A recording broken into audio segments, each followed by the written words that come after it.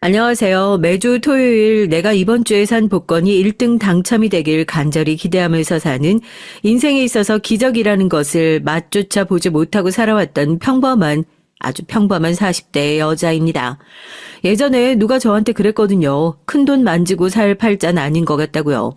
저도 제가 그럴 거라고 생각을 했어요. 어렸을 때부터 하나 당첨이란 게 돼본 적이 없었으니까요. 새로 생긴 마트에서 오픈 행사를 한다고 추첨 행사를 했을 때도, 가게에서 밥을 먹고 명함 이벤트를 할 때도 작은 이벤트 한 번을 당첨돼 본 적이 없어서 내 인생에 당첨 같은 건 없나 보다 생각했었는데, 제가 그런 자잘자잘한 운을 좋은 동서 만나려고 동서 복에 전부 다 투자했었던 모양입니다. 오늘은 은혜 갚은 까치 얘기가 아닌 은혜 갚은 동서 얘기를 한번 해볼까 하고요. 며느리들끼린 사이가 좋을 수 없다고 사람들이 그러잖아요. 시댁이라는 한 지붕 안에 있을 뿐이지 서로 다른 인생을 살아온 완전한 남남이니까요. 거기다 여자의 적은 여자네 어쩌네 하면서 동서들과 싸우는 사연은 참 많이도 올라왔는데, 저처럼 동서 보기 좋다 자랑하는 사람은 한 번도 보지 못했던 것 같아요. 너 시댁에서 결혼할 때 아무것도 필요 없다, 아무것도 안 해도 된다, 다 생략하자 이런 소리 한다고 고지고대로 믿으면 안 된다. 그 말 믿고 막상 진짜 아무것도 안 해가지고 가잖아? 너 욕만 먹는 게 아니라 엄마 욕을 한다니까? 어떻게 그럴 수 있냐고 하면서. 에이, 엄마, 우리 시어머니 그러신 분 아니야. 인상이 좀 세시긴 하셔도 이혼하고 혼자서 아들 둘 키우시느라고 얼마나 고생 많이 하셨겠어. 지난번에 인사 갔을 때도 자긴 큰며느리라고 재산이 뭐니 고생시킬 생각 전혀 없으시다고 아예 나한테 먼저 말씀을 해주시더라니까? 감사하지. 난 오히려 네가 그렇게 자랑을 하니까 더 걱정이 돼서 하는 소리다. 세상에 바라는 거 없이 그렇게 잘해주는 사람이 어디 있다니? 아니면 그 집에 벌써 자기 손발처럼 부려먹을 사람이 있다거나 그런 거겠지. 하여튼 너도 시집가서 시어머니랑 친하게 지낼 생각은 꿈도 꾸지 말어. 엄만 시어머니 없어봤니? 시댁은 멀면 멀수록 좋은 거야. 가까워도 불편하게 그렇게 지내. 직장 생활하다가 소개받아서 남편을 만났고 홀어머니라는 사실이 조금 마음에 걸리긴 했지만, 그걸 제외하면 오히려 평범하게 잘 어울리는 집이라 연애 1년 하다가 결혼을 결심하게 됐어요. 남편이 큰아들이고 그 밑으로 남동생이 한 명 더 있는데, 그 얘기를 듣고 나니까 이혼을 하고 나서도 재혼 한번 다시 하지 않고 혼자서 두 아들을 지금까지 키워내신 시어머니가 대단해 보이기만 하더라고요. 요즘엔 멀쩡한 집에서도 애 놓고 도망가는 사람들도 있다던데, 그 당시엔 얼마나 더 힘들었을까 하고요. 결혼 준비를 하면서 허례허식 같은 건 안 했으면 좋겠다, 불필요한 예물이나 예당 같은 것들도 전부 다 생략하는 게 어떻겠냐는 제안을 시댁에서 먼저 해주셨고, 저나 남편이나 그냥 그렇게 하면 되겠다 생각했는데, 친정엄마가 하도 고집을 피우시는 바람에 예단은 아니고 결혼하면서 어머님 가방 하나 작은 거 해드렸어요. 말은 저래도 진짜로 안 해버리면 나중에 서운하다는 소리 나올 수 있다면서요. 전 친정 엄마가 그런 소리 할 때 우리 시어머니는 정말 그런 사람이 아닌데 왜 저렇게 경계하고 싫어하실까 싶었는데, 상견례장에서 동서를 처음 보고 나서 엄마 말이 뭔지 알겠더라고요. 너한테 잘 해주시면 이미 집에 손발처럼 부리는 며느리가 있을지 모른다고요. 시어머니가 손발처럼 편안하게 부리시는 며느리, 그게 바로 저희 동서였습니다.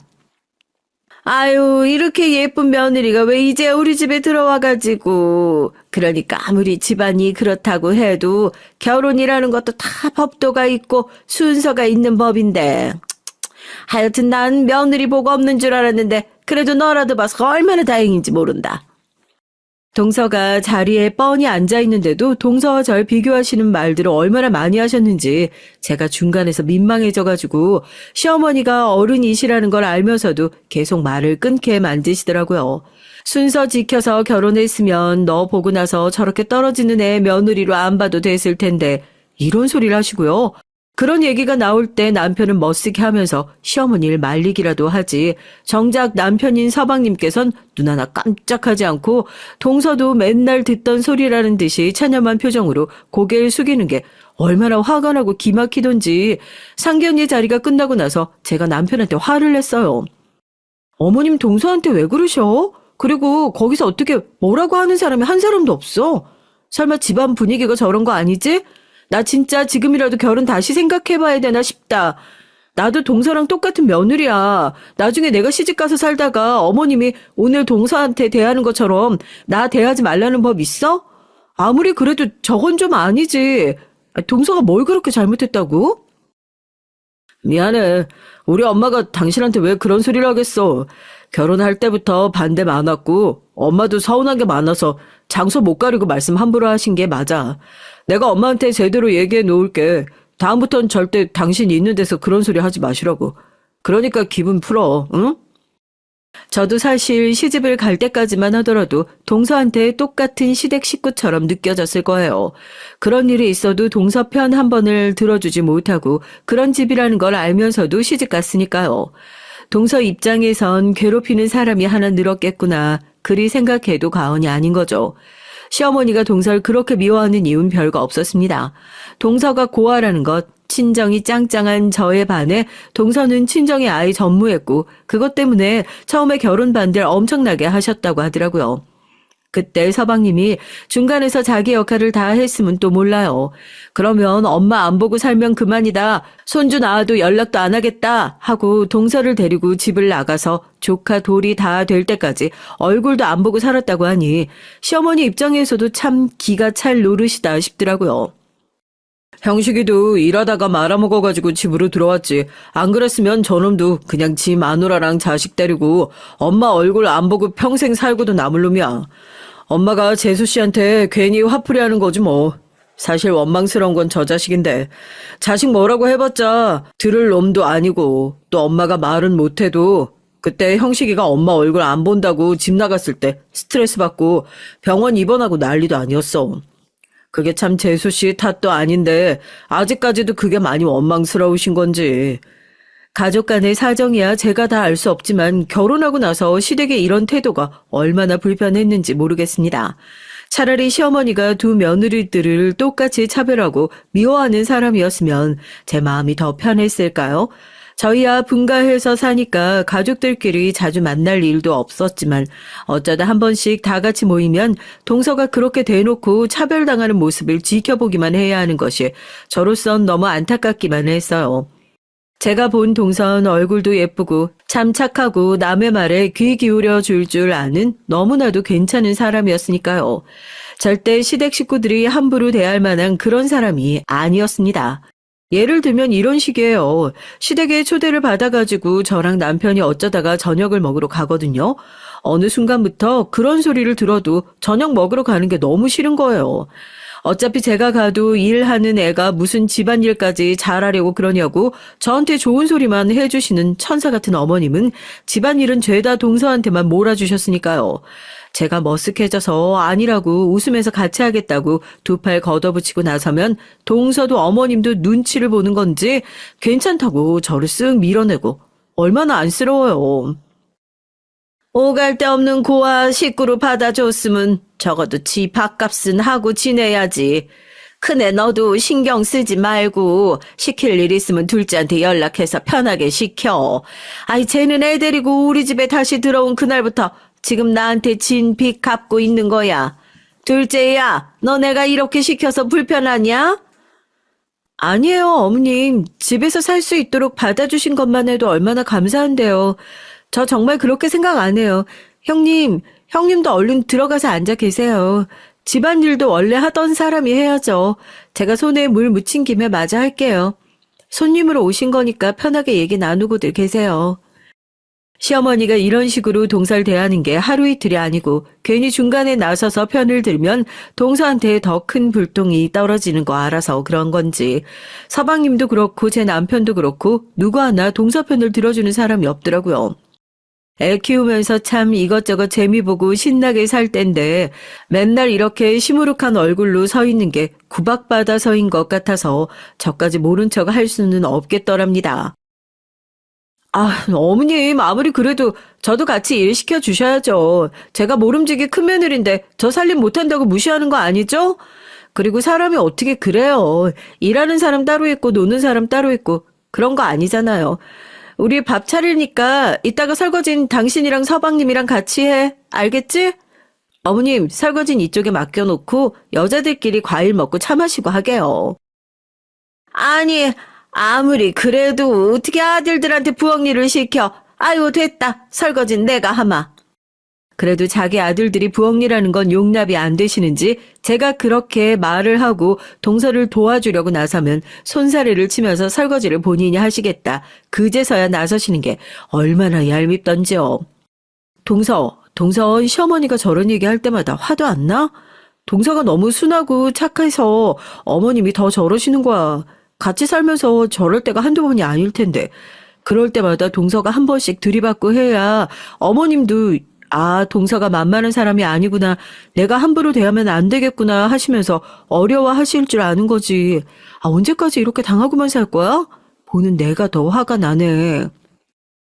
그래도 이렇게 제 편 들어주시는 형님 있잖아요. 전 형님이 시집 오셔가지고 얼마나 행복한지 몰라요. 이 집에서 그래도 제 편 들어주는 사람이 있구나. 의지되고 감사해요, 형님. 착하고 순에 빠진 동서의 행동을 볼 때마다 답답했죠. 왜 저러고 사나 하고요. 그러면서도 그동안 집에서 무슨 취급을 받고 얼마나 많이 당했기에 저렇게 반항 한번 해볼 생각도 못하고 순하게 당하기만 할까 안쓰러웠습니다. 저도 외동으로 커서 그런지 어렸을 때 좀 외로운 게 있었어요. 자매끼리 친하게 지내는 친구들을 보면 나도 마음 맞는 여동생 하나 있었으면 좋겠다 생각했던 적도 있었고요. 그래서 동서랑 더 친하게 지냈었던 것도 있었던 것 같아요. 동서는 제게 아픈 손가락이었죠. 동서 지금 바빠? 이 근처 왔다가 동서한테 줄 게 있어가지고 집에 어머님 계셔?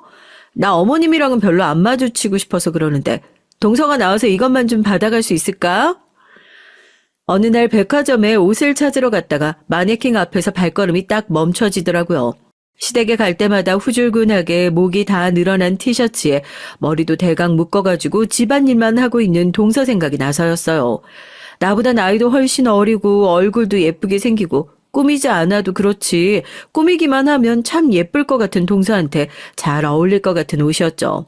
성격이 얼마나 착한지 제 돈 써서라도 그렇게 동서를 꾸며주고 싶어서 어디 가자 얘기를 하면 자기가 선뜻 나서서 계산을 할 수 없는 처지인 걸 아니까 이런저런 핑계를 대면서 오늘은 못 나간다 안 될 것 같다 거절을 하길래 이번엔 동서한테 물어보지 않고 제가 몰래 선물을 사줘야겠다 한 거예요. 또 시댁이라는 게 그렇잖아요. 일 없이 찾아갔다간 시어머니한테 괜히 붙잡혀서 듣기 싫은 잔소리까지 한 바가지 듣게 될 것 같아서 그거 싫어가지고 동서한테 어머님 몰래 혼자 나와라 얘기를 한 거예요. 아니 형님, 이거 비싼 옷 아니에요? 저 이런 거 못 받아요. 제가 뭐 한 게 있다고 형님한테 이런 걸 받아요. 그리고 이런 거 아니더라도 평소에 형님한테 얼마나 많이 받는데.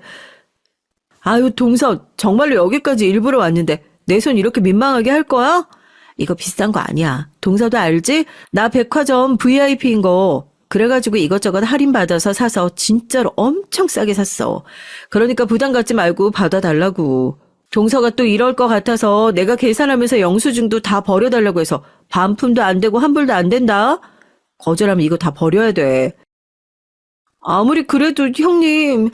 마음은 진짜 감사하지만 다음부터 저한테 이런 거 안 해주셔도 괜찮아요. 이런 돈 있으시면 형님 옷이나 한 벌 더 사시든지. 감사해요 형님. 정말 잘 입을게요. 다시는 이런 거 사지 말라고 자긴 옷 같은 거 별로 안 좋아한다고 했던 동서. 예쁜 옷 싫어하는 여자가 이 세상에 어디 있겠어요? 말로는 싫다고 했지만 쇼핑백 안에 있는 옷을 몇 번이나 꺼내보면서 입꼬리가 슬며시 올라가는 동서를 보니까 괜히 저까지 기분이 다 좋아지더라고요. 동서도 별 수 없는 여자구나. 저렇게 좋아하는 줄 알면서 진작에 내 거 살 때 동서도 좀 챙길 걸 하고요. 어머, 내 정신 좀 봐. 과일 좀 갖다 준다고 한 걸 깜빡했네. 또 동서 선물만 딸랑 가지고 들여보내면 시어머니가 무슨 잔소리를 할지 빤히 보이니까 이건 들어가서 어머님이랑 서방님이랑 같이 먹으라 하고 상태 좋은 과일 한 바구니를 샀는데 그걸 차 뒷자리에 놓고 깜빡한 게 생각이 나더라고요. 어머님 얼굴 안 보고 그냥 슬쩍 가는 것이 목표였지만 그래도 이 집에 들어가 버린 동서에게 또 나와라 하는 것은 아닌 것 같아 바구니를 들고 다시 시댁으로 향했습니다. 그런데 문을 열기도 전에 시댁에서 큰 소리가 나더라고요. 혹시 무슨 일이라도 있나 싶어서 놀라서 시댁 비밀번호를 찍고 들어가니까 제가 아까 동서에게 사준 옷은 바닥에 널브러져 있고 시어머니가 동서를 향해 삿대질하며 막 뭐라고 다그치고 있으신 게 아니겠어요? 큰애야, 마침 잘 왔다. 이게 아주 네 이름까지 팔아가면서 거짓말을 하네. 생활비가 어디서 줄줄 새고 있나 했더니 그냥 이런 옷조가리 사면서 나한테 생활비 모자라단 소리를 해? 네가 아주 어디 재벌집 막내 며느리라도 되는 줄 아니? 참나 기가 막혀서 백화점은 무슨 백화점이야? 어머니 지금 뭐 하시는 거예요? 이거 제가 동서한테 준 선물이에요. 동서 얼른 들어가. 제가 직접 사준 선물이다. 동서한테 준 거다 얘기를 하니까 시어머니가 그제서야 입을 꾹 다무시더라고요. 아마도 어머님은 동서가 본인한테 거짓말을 하고 생활비로 백화점에서 쇼핑을 하고 왔다고 오해하신 모양이에요. 얘기를 들어보니 생활비도 시어머니한테 직접 받은 게 아니라 서방님한테 받고 있고 그거마저도 정말 쥐꼬리만하게 받아서 아끼고 아껴서 알뜰살뜰하게 살림을 하고 있다고 들었는데 사람을 그렇게 들들 볶는 것도 모자라서 더 아낄 수 있는데 이거밖에 못 아끼냐, 왜 이렇게 돈이 많이 들어가냐, 구박이랑 구박은 다 하고 계신 것 같더라고요. 제가 나서서 동서한테 들어가 있으라고 하고 시어머니한테 당당히 이거 제가 사준 거다 얘기를 하니 할 말이 없으시죠 뭐. 큰애 너도 앞으로 둘째한테 이런 거 막 사주고 그러지 말어. 집에서 살림하는 애가 이런 거 지 스스로 사 입을 힘도 안 되는데 네가 이런 거 사다 주면 뭐가 되니? 괜히 눈만 높아지고 애 버릇만 나빠지지. 사람이 다 자기한테 어울리는 껍데기라는 게 있는 거야. 자, 가져가. 어머님, 아무리 그래도 이건 아니죠. 왜 제가 동서한테 준 선물을 어머님이 마음대로 까보시고 이렇게 함부로 바닥에 던지시고 그러실 수가 있으세요? 이거 어머님이 저 무시한다고밖에 생각이 안 들어요. 그리고 동서가 뭐가 어때서요? 어머님도 예전에 시집살이 힘들게 해보셨다면서요. 그러면 살림하는 게 그냥 노는 게 아니라 얼마나 고된지 가장 잘 알고 계시면서 어떻게 동서한테만 그렇게 가혹하게 구실 수가 있으세요? 저거 다 시급으로 따져봐요. 얼마나 되는지. 어머님은 며느리들끼리 사이좋게 지내는 게 그렇게 기분이 나쁘신 거예요? 전 맏며느리라 그래야겠어요. 둘째 개가 기어이 너까지 꼬드긴 모양이네. 아이고 기가 막혀라. 며느리들이 그냥 아주 편을 먹고 지 시애미를 잡아먹으려고 난리를 치네. 난리를 쳐. 하여튼 쟤는 처음 우리 집에 시집 올 때부터 마음에 안 들었다.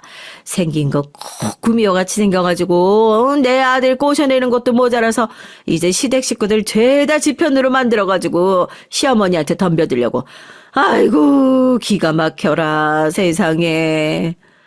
시어머니는 기가 막힐 일도 아닌데 기가 막히다면서 뒷목 잡고 쓰러지는 신용을 했지만 평소에도 어머님이 저렇게 오버하시는 걸 익히 봐왔던 저라서 눈 하나 깜짝하지 않고 바닥에 떨어져 있는 옷을 곱게 접어서 쇼핑백에 다시 넣어 동서의 방으로 향했습니다.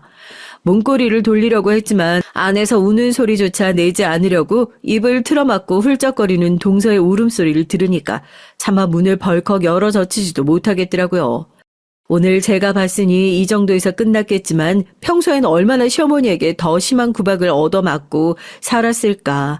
피 한 방울 안 섞인 남남이었지만 내 식구니까 정말로 피 나눈 자매 같아서 그래서 마음이 찢어질 듯 아팠습니다.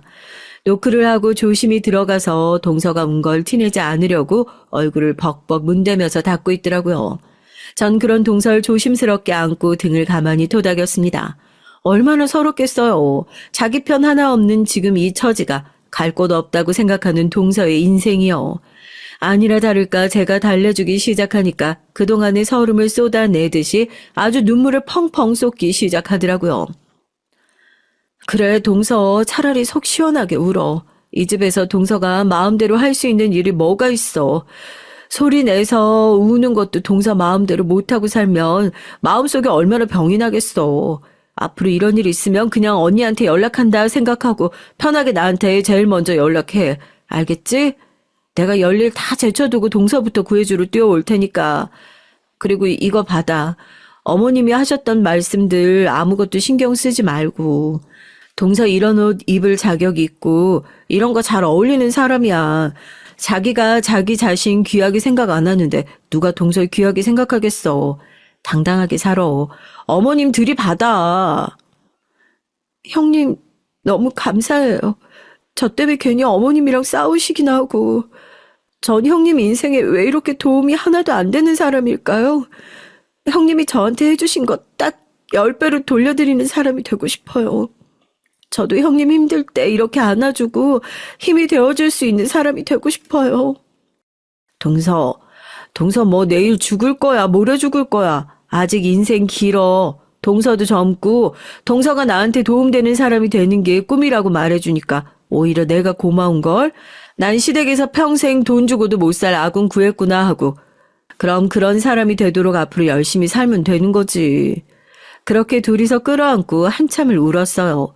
동서가 걱정이 돼서 차마 발걸음이 떨어지지 않았지만 시어머니 화도 한풀 꺾인 것 같고 별일이나 있겠나 싶어서 그렇게 집으로 돌아왔죠. 그리고 퇴근을 하고 시어머니에게 소식을 들었는지 어머님이랑 오늘 무슨 일이 있었냐 물어보는 남편에게 엄청나게 쏘아붙였습니다. 당신은 식구가 돼서 그런 것 하나 신경 안 써주고 살고 있었냐고요. 멀쩡하게 일하고 와서 무슨 일이었냐 한마디 꺼냈던 남편은 어안이 벙벙한 거죠. 어머님이 해도 해도 너무하시잖아. 동서 대하는 거 보면 완전 기가 막혀. 무슨 부엌대기도 아니고 같은 며느리인데 그렇게 차별하니까 내가 동서 볼 낯도 없고 창피해 죽겠다니까. 아들이란 사람들이 나서서 어머니 좀 뜯어 말려야 되는 거 아니야? 사람 취급을 안 해주신다니까.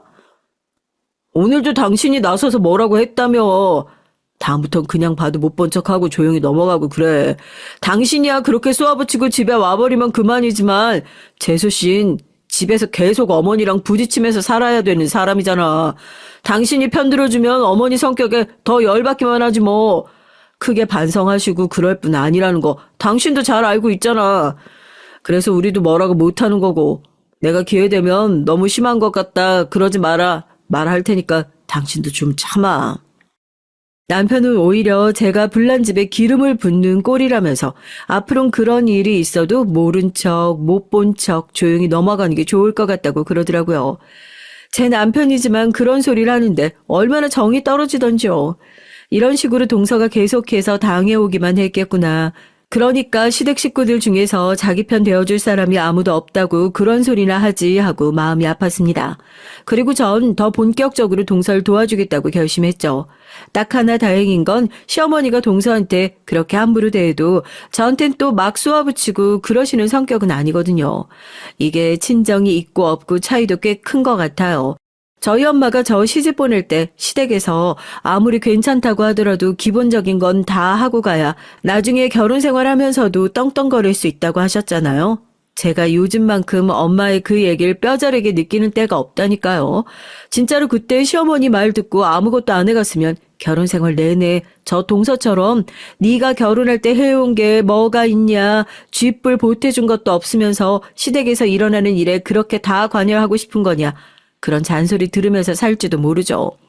하지만 그러기엔 직장 생활 오래 안 했던 남편이 돈을 많이 모아놓지 않아서 시댁 지원보다 친정 지원을 조금 더 받고 결혼을 했었고 결과적으로 그게 시댁에서 제가 제 목소리를 내더라고요. 시어머니가 불편한 티는 내도 함부로 말씀은 못하시는 든든한 방패가 되었던 거고요. 그리고 전 이 방패를 동서를 위해서 조금 더 대놓고 사용해 봐야겠다 생각을 한 겁니다. 그래, 돈 버느라 고생 많지. 아유, 얘 뭐하고 서 있어. 애들 왔는데 빨리 밥 안 차리고. 하여튼 그냥 내가 쟤랑 같이 살면서 스트레스 받아서 더 늙는 것 같아. 나 얼굴에 주름 생긴 거 안 보이니? 얘가 할 줄 아는 것도 제대로 없고 어찌나 굶든지. 예전 같았어 봐. 진작 소방 맞아서 쫓겨났지. 자식이라도 하나 낳아가지고 우리 집에 눌러 앉아있는 거 볼 때마다 내가 아주 속이 터진다 터져. 어머님, 예전 같았으면 동서가 더 대접받았죠. 애 키우면서 이렇게 살림 깔끔하게 하는 게 어디 쉬운 일인가요? 저흰 그것도 제대로 못해서 일주일에 한 번씩 도우미 아주머니 부르잖아요. 어머님은 도우미 아주머니 부를 돈으로 공짜로 동서 부리고 계신 건데요, 뭐? 뭐? 아이, 도우미 아주머니 부른다고? 아이고, 그게 무슨 도운지랄. 아이, 그러지 말고 둘째 네가 첫째네 집에 그 일주일에 한 번씩 가서 반찬도 좀 채워주고 살림도 신경 써주고 해라. 집에서 놀고 있으면서 뭐 할 거야? 당장 말 나온 김에 내일부터 갔다 와. 알겠니? 어머님, 아무리 그래도 집안일이 신경 쓸 일이 얼마나 많은데 어떻게 형님네까지 가서 일을 하겠어요. 형님도 지금 도우미 아주머니 잘 쓰고 계셔서 굳이 저까지 나설 필요가... 아니야, 동서. 그러지 말고 우리 집 와서 일 좀 도와줘. 어차피 동서 시댁에서 집안일 하면서 월급 한 푼도 못 받잖아. 내가 일주일에 한 번씩 도우미 아주머니 부르는 것보다 돈 훨씬 후하게 쳐줄게. 시급도 안 나오는 집에서 일하는 것보다 우리 집에서 일하는 게 훨씬 낫지 않겠어? 아이고 얘는 돈은 무슨 돈이야. 그 돈 아까워가지고 그거 아끼자고 지금 둘째 니네 집에 보내는 건데. 됐다. 돈 같은 거 줘봤자 쟤는 쓸 줄도 모르고 맨날 하는 일에 조금 더 하는 건데 뭐. 어머님 그러니까요. 이게 임금체불이죠. 저희 지금 집에 오시는 도우미 아주머니 동서 살림하는 거 반에 반도 제대로 못하는데 월급 따박따박 다 받아가세요. 하루만 밀려도 금방 저 어디 신고할 게 있어로 연락 오시고요. 식구면 이런 데서 돈 아낄 생각을 하는 게 아니라 어떻게 하면 더 제대로 대접해 줄 수 있을지, 돈을 더 쳐줄 수 있을지 고민해야 맞는 거 아니겠어요? 제가 조곤조곤 따지고 들어가자 시어머니는 기가 막혀 하셨지만 뭐 본인이 할 말이 있어야 하죠. 제 말 중에 틀린 말이 하나도 없는데요. 괜히 눈치 보는 동서가 안쓰러워서 일부러 시어머니와 서방님 들으라고 더 으름장을 놨습니다. 어떻게 식구가 돼서 능력을 알아주지도 못하고 사람을 함부로 쓸 수 있냐고요. 제가 워낙 그런 데선 단호한 성격인 걸 아니까 저희 남편도 찍소리도 못하고 제가 하는 얘기만 가만히 듣고 있더라고요. 그렇게 일주일에 한 번씩 동서가 저희 집에 살림을 도와준답시고 오기 시작했고 전 그런 동서에게 원래 도우미 아주머니한테 드리는 것보다 훨씬 더 후하게 월급을 쳐서 보내줬어요. 저희 착한 동서, 전 동서가 하는 일 제대로 보상받았으면 좋겠다는 생각으로 불렀던 건데 돈을 받으니까 더 잘해야 한다 싶었는지 자꾸 없는 집안일도 찾아서 하려고 들더라니까요. 전 일부러 동서가 집안일 도와주러 오는 날이면 일찌감치 퇴근해가지고 동서가 그렇게 쓸데없이 일 많이 못하게 옆에서 감시를 하고 일찌감치 집안일 끝내고 같이 커피 마시러 가고 그랬어요. 시댁에선 한 번도 동서가 환하게 웃는 모습을 못 봤었는데 같이 드라이브도 다니고 쇼핑도 다니면서 동서가 점점 밝아지는 모습을 보니 제가 다 즐겁더라고요. 동서, 이거 봐. 이렇게 나와서 웃으니까 얼마나 좋아? 난 앞으로 동서가 이렇게 살았으면 좋겠어. 그냥 내 친동생 같아서 하는 얘기야. 우리 비록 시댁... 형님, 진짜 감사해요. 형님 덕분에 그래도 일주일 중에 하루는 숨통이 트이는 것 같아요. 솔직히 마음 같았으면 시댁 식구들 뒤도 안 돌아보고 이혼하고 싶은 마음이 굴뚝 같죠. 그런데 지호 생각하면 이런 식구들이라도 있는 게 맞지 않나 싶고 형님도 아시잖아요. 저 고아라서 그런 취급 받으면서 지냈던 거요. 그런데 제 자식한테까지 그런 손가락질 받으면서 살게 할 수 없겠다 싶어서요. 참는 게 능사가 아니라는 거 동서도 잘 알고 있잖아. 지호 생각하면 더욱 정신 차려야지. 시어머니와 서방님에게 구박만 받고 사는 동서가 오죽 안쓰러웠으면 제가 먼저 이혼 얘기를 꺼냈겠어요. 차라리 그렇게 당하고만 살지 말고 갈라서라. 애 데리고 행복하게 살면 되지 않겠냐 조언도 했었는데 동선 그동안 부모 없이 자라온 서름이 꽤나 컸던 모양입니다. 그런 상처를 자식한테도 받게 할 수 없다면서 현실이 그렇게 벅차고 힘든데도 꾸역꾸역 버티고 살더라고요. 하지만 동서의 그런 버티기 작전은 상황을 더욱 악화시킬 따름이었어요. 동서가 저희 집에 와서 살림을 도와준 지 한 3개월쯤 됐을 때였을까요? 일을 하러 온 동서가 무슨 시커먼 선글라스를 끼고 왔더라고요. 어제 좀 울어서 눈이 부어서 창피하다고 실내에서도 선글라스를 벗지 않으려고 하길래 뭔가 이상하다 싶어서 동서의 얼굴에서 선글라스를 확 벗겨냈습니다. 저 진짜 깜짝 놀라서 뒤로 넘어갈 뻔했잖아요. 눈두덩이에 푸르스름하게 멍이 들어있는 게 누가 봐도 어디서 한 대 얻어 맞았구나 싶더라니까요. 동서 얼굴에 그렇게 손을 댈 수 있는 사람은 한심한 인간 딱 한 명 있었죠. 바로 서방님이요. 그 순간에 진짜 화가 어찌나 나든지 혈압이 확 올라서 동서 손목 붙들고 잡아 끌었습니다. 지금 바로 시댁으로 가자고요. 동서는 자기 얼굴이 그 꼴이 됐는데도 어쩔 줄 몰라 하면서 절 말리려 들었습니다. 그 집 식구들 무식한 거야 내가 제일 잘 알고 있었지만 아무리 그래도 자기 마누라 얼굴에 손을 대는 망나니 같은 짓을 해? 이건 아니지 정말. 동서, 당장 시댁하자. 내가 오늘 맞아 죽는 한이 있더라도 끝장 봐야겠어. 동서 정말 이렇게 계속 당하고만 살 거야? 응? 형님, 저 진짜 벗어나고 싶어요. 저 이제 이렇게 사는 게 정말로 지긋지긋해요. 그런데 제가 무슨 능력이 있어서 집을 나오겠어요. 형님 정도만 당당하게 어깨 펴고 살았어도 제가 진작에 우리 지호 데리고 이놈의 집구석 나와버렸죠. 지금 애만 덜컥 데리고 나온다고 제가 애를 어떻게 책임지겠어요. 제가 비빌 친정이 있기래요. 모아둔 돈이 있기래요. 동서의 얘기를 듣는데 제 마음이 더 찌르르 아프더라고요. 목 놓아서 우는 동서를 끌어안고 저도 눈물을 훔쳤습니다. 대체 이렇게 착하고 다 잘하는 동서, 뭐가 그렇게 마음에 안 들고 미워서 집단으로 괴롭히는가 하고요. 시댁 박차고 나오고 싶은 마음이야 동서가 제일 컸겠죠. 그런데 동서 말대로 아무것도 없이 여자 혼자서 애 키우면서 산다는 게 현실적으로 쉽지 않은 일이라는 걸 아니까 저렇게 가슴을 치면서도 망설이는 동서의 마음을 이해 못하는 건 아니었습니다. 조금은 진정이 되고 죄송했다고 오늘 일은 그냥 못 보고 못 들은 걸로 해달라고 집을 나서는 동서의 팔목을 딱 잡아 붙들었어요. 잠깐 여기 앉아보라고 아직 할 얘기 남아있다고요. 한참 동안 말 없이 동서의 얼굴만 바라봤습니다. 시퍼렇게 멍이 들어있는 눈두덩이, 빼짝 마른 몸, 뭐가 그렇게 무섭고 긴장되는 건지 조그맣게 떨리고 있는 작은 손, 그 모든 것이 다 안쓰럽더라고요. 일어나 동서, 내가 자기 이대로 사는 꼴 못 보겠어서 그래. 얼른 나랑 같이 은행 가자. 은행이요? 갑자기 은행은 무슨 일로 형님? 저 정말 괜찮아요. 정말로요. 자긴 이제 괜찮다면서 신경 안 써줘도 된다고 말하는 동서의 말을 뚝 끊고 무작정 동서를 데리고 은행으로 갔습니다. 제가 도착한 곳은 대출 창구였어요.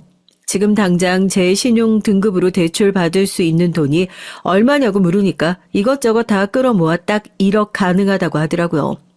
저 남의 돈 빌리는 기분이 싫어서 신용카드도 잘 안 쓰는 사람이었는데 그 큰 돈을 덜컥 대출을 받았네요. 그리고 그 돈은 제가 평소에 동서에게 월급을 넣어주던 그 통장으로 바로 송금을 했고요. 아무 생각 없이 휴대폰을 보고 있던 동서가 소스라치게 놀라며 저를 쳐다보더라고요. 형님 아무래도 돈을 잘못 보내신 것 같다고. 엄청 큰 돈이 자기 통장으로 들어왔다면서요. 제가 동서 손을 꼭 붙잡고 그랬어요. 그거 잘못 넣은 거 아니고 내가 동서한테 주는 돈 맞다고요. 믿기지 않는지 입을 떡 벌리대요. 동서, 나 동서 그렇게 매일같이 맞고만 사는 걸 못 보겠어. 내가 생각했을 때 동선 어디 가서 무슨 일을 하든지 성공할 사람 같아서 그래. 이 돈 언제 갚아야겠다 기한 두고 초조해하지 말고 나중에 정말로 동서 인생이 안정되고 먹고 살만해졌다 하면 그때 천천히 돌려줘. 난 동서가 이 돈 가지고 어디 멀리 가버렸으면 좋겠어. 나한테 연락 안 하고 어디 다른 데 가서 행복하게 살아도 떼먹었다 생각 안 하고 지낼 테니까 이거 1억 내가 줄게. 이혼하고 제발 행복하게 살아.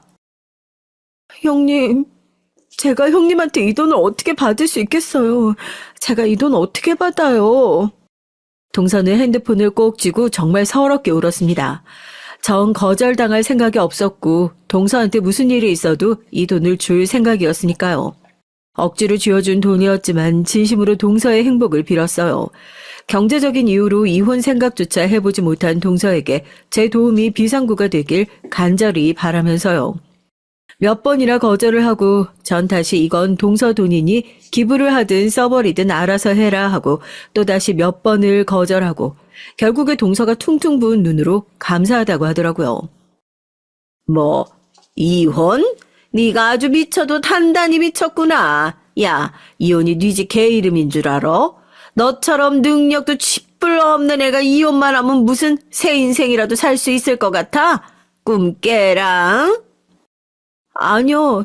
저 그동안 이 집에 있으면서 꿈도 제대로 못 꾸고 살았어요. 그런데 저도 이 집 나가서 꿈 한번 제대로 꿔보려고요. 그리고요, 이제 저한테 그렇게 큰 소리 내고 삿대질하고 그런 거 하지 마세요. 저 가만히 앉아서 당하고 있지만은 않을 거예요. 저 이제 어머님 며느리 아니니까요. 얘 말하는 것 좀 봐. 정말 기가 막혀가지고. 야, 네가 이 집에서 나갈 수 있을 것 같아? 변호사 쓸 돈도 없는 애가 이혼은 무슨 이혼이야? 이제 한마디도 더 하지 마세요. 저 그동안 괴롭히셨던 거 전부 증거 다 모아놨고 변호사님이랑 같이 고소할 거예요. 귀책 사유는 당연히 저 사람한테 있고 가족들끼리 사이좋게 깜빵 들어가서 콩밥 나눠 먹고 싶으신 거 아니면 저 붙잡지도 말고 다신 찾지도 마세요. 아시겠어요? 동서의 이혼 소식의 시댁은 그야말로 쑥대밭이 됐습니다. 얌전히 당하고만 살 줄 알았던 동서가 그동안 갈아왔던 복수의 칼날을 휘두르기 시작하니 시댁 식구들은 속수무책으로 이혼을 하겠다고 나선 동서를 지켜볼 수밖에 없었죠. 어찌됐든 전 남편과의 결혼 생활을 계속해야만 했던 터라서 동서에게 대출을 받아 돈을 내주었다는 사실은 비밀에 붙였습니다. 시댁에서 짐을 다 싸가지고 나가는 동서의 뒷모습이 참 후련해 보이더라고요. 동선 제게 꼭 다시 연락을 하겠다면서 시댁 식구들의 눈을 피해 감사하다고 고개를 깊이 숙여 인사를 하고 그렇게 떠났습니다. 그렇게 동서가 이혼을 하고 나간 지 벌써 10년이에요. 한 4, 5년 전까진 하고 싶은 공부가 있어서 대학을 다니고 있다는 소식까지 전해 듣긴 했었는데 그 뒤론 바쁜 건지 연락이 잘 되지 않더라고요. 아무리 직장 생활을 했다고 하지만 저한테도 1억은 꽤나 큰 돈이었어요. 하지만 동서가 제 돈을 떼먹기 위해서 일부러 연락을 피하는 거라고 그런 생각은 단 한 번도 한 적이 없었죠. 그저 때가 되면 연락을 주겠거니 하는 마음으로 기다리고 있었습니다. 하루라도 빨리 동서의 마음이 평안해지길 기다리면서요. 제가 바라는 건 오직 그것 딱 하나뿐이었으니까요. 저한테도 그런 동서의 문제를 신경 쓸 정도로 정신적인 여유가 있는 상황이 아니었어요. 평생 잘 나갈 거라 생각했던 친정의 가세가 기울면서 저한테도 참 혹독하고 힘든 시간이었거든요. 이미 있는 돈 없는 돈 다 끌어다가 대출을 받아 동서를 줬던 상황이어서 친정을 금전적으로 도울 수 있는 여유도 없었고 이러다가 아버지 일이 쫄딱 망하기라도 하면 어떡하나 마음이 무겁고 심란했었습니다. 형님, 제가 연락이 너무 늦었죠. 잘 지내고 계세요? 진작 연락드려야 했는데. 동서? 정말 동서 맞아? 아니 이게 얼마만이야. 동서야말로 어디서 뭐하고 지내고 있는 거야. 잘 지내고 있는 거 맞지? 부소식이 희소식이라고 그냥 연락 없길래 잘 지내고 있나 보다 그렇게 생각하고 말았었지. 이렇게 먼저 연락을 다 주고 너무 고마워 정말. 딱 10년이에요 형님. 잠깐 밖에서 좀 뵐 수 있을까요? 갚을 빚도 있고요. 그러던 중 얼마 전 갑자기 낯선 번호로 전화가 한 통 왔어요. 제가 원래 모르는 번호로 전화가 오면 잘 받지 않거든요. 그런데 그날은 이상하게 뭔가 저 전화는 받아야겠다 하는 생각이 딱 들었습니다. 한참 동안 말이 없던 상대방이 울먹이는 목소리로 형님 하고 절 부르더라고요. 그 목소리를 어떻게 잊을 수가 있겠어요. 동서구나 하고 반가운 마음에 울컥 올라왔습니다. 잘 지내고 있는 건지 오랜 빚을 정리하고 싶다면서 저한테 잠깐 밖에서 만날 수 있냐 묻더라고요. 저희 집에서 가까운 카페에 약속을 잡고 동서를 만나기 위해 갔어요. 처음엔 카페에서 동서를 보고 제대로 알아보지 못하고 그냥 지나칠 뻔했잖아요. 아마 동서가 여기에요 형님 하고 먼저 아는 척을 안 했으면 제가 먼저 동서를 알아보는 일은 절대 없었을 겁니다. 잘 지내고 있는지 안 물어봐도 되겠는데? 그냥 보기만 해도 딱 알겠다. 잘 지내고 있구나. 이제 정말 다 괜찮아졌구나. 동서, 정말 다행이다. 정말 다행이야. 얼마나 걱정했는데. 항상 말라가지고 볼품없는 차림새를 하고 다니던 동서가 늘 안쓰러웠거든요. 그런데 절 만나기 위해 찾아온 동서의 차림새는 뭐라고 해야 될까요? 부잣집 사모님, 딱 그렇게 6글자로 표현이 되겠네요. 한 번도 입은 모습을 본 적이 없는 고급스럽고 부티나는 옷을 입은 동서의 모습이 어색하기도 했지만 절 보자마자 반가운 마음에 한달음에 달려나오는 동서를 보니까 기분이 참 이상하더라고요. 동서의 양손을 꼭 잡고 잘 살고 있는지 어떻게 지내고 있는지 그동안 보고 싶었던 마음을 다 쏟아내면서 안부를 물었습니다. 그리고 동서의 대답에 놀란 마음을 감출 수가 없었죠. 형님, 저 지금 사장 됐어요. 사장이요. 매일같이 남편한테 맞고 살던 제가 좋아하는 일 해볼 생각을 하게 된 것도 그렇게 좋아하는 공부하고 싶어서 대학에 다닐 수 있었던 것도 내 사업을 해봐야겠다 생각한 것도 전부 다 형님 덕이에요. 저 항상 이렇게 잘 돼서 형님 앞에서 당당하게 말할 수 있는 날이 오길 힘들 때마다 그런 상상하면서 버텼어요. 감사합니다, 형님. 저리라도 봐주세요. 똘똘한 동서가 돈을 현명하게 썼을 거라 어렴풋이 짐작은 하고 있었는데 제가 준 1억을 종잣돈 삼아서 지금은 애들 교육과 관련된 사업을 하고 있다는 대답을 듣고 내 눈이 틀리지 않았구나. 나 정말 옳은 투자를 한 거구나 생각이 들더라고요. 저한테 큰절까지 할 기세로 일어서는 동서를 겨우 뜯어말리고 이야기를 이어나갔습니다. 솔직히 동서가 잘 된 것도 기뻤지만 상황이 잘 풀려 빌려주었던 돈을 돌려받을 수 있게 된 것도 저에겐 참 다행이더라고요. 아무래도 친정 때문에 돈 한 푼이 더 귀한 상황이었으니까요. 원래도 본인보다 남 생각을 더 많이 했었던 동서가 제 근심 어린 얼굴을 그냥 지나가지 못했던 모양이에요. 요즘 무슨 걱정이라도 있냐는 질문에 저도 동서한테만큼은 편하게 제 상황을 다 털어놨죠. 그렇게 힘든 일이 있으실 줄 몰랐냐면서 다시 한번 놀라더라고요. 그래도 자네가 이렇게 잘 돼서 내가 빌려준 돈 갚는다고 찾아와가지고 나도 그것도 솔직히 얼마나 고마운지 몰라. 그 돈이면 당분간 우리 부모님도 숨통은 좀 트이시겠지. 동서는 제게 돈을 받을 계좌를 확인하고 잠깐 어디 전화를 좀 해야겠다면서 자리에서 일어나 한참 동안 통화를 하고 돌아왔어요. 아무 생각 없이 핸드폰을 보고 있던 전 입금 알림을 보고 소스라치게 놀라 자리에서 벌떡 일어날 수밖에 없었죠. 동서 이름으로 들어온 돈이 있었습니다. 1, 10, 100, 1000만, 10만, 100만, 1000만, 억, 10억. 몇 번이나 붙어있는 동그라미를 확인해봐도 제가 빌려준 돈이 1억이 아닌 10억이 입금되어 있었으니까요. 사업을 하는 동서가 혹시라도 입금 실수를 하지 않았나 싶어서 돈이 잘못 들어온 것 같다며 황급히 동서에게 핸드폰을 들이밀었어요. 동선 잘못된 게 아무것도 없다면서 조용히 웃었죠. 이게 다 어떻게 된 일이냐 싶더라고요. 형님, 많이 늦어서 죄송해요. 아주 옛날에 우리 둘이 사이좋게 지내던 시절에 제가 했던 약속 기억하실지 모르겠어요. 제가 잘 되고 나면 무슨 일이 있어도 형님한테 딱 10배로 갚을 거라고요. 마음 같아선 20배, 100배 돌려드리고 싶은데 그렇게 돌려드릴 수가 있는 날 생각하면서 더 열심히 살게요. 정말 감사해요.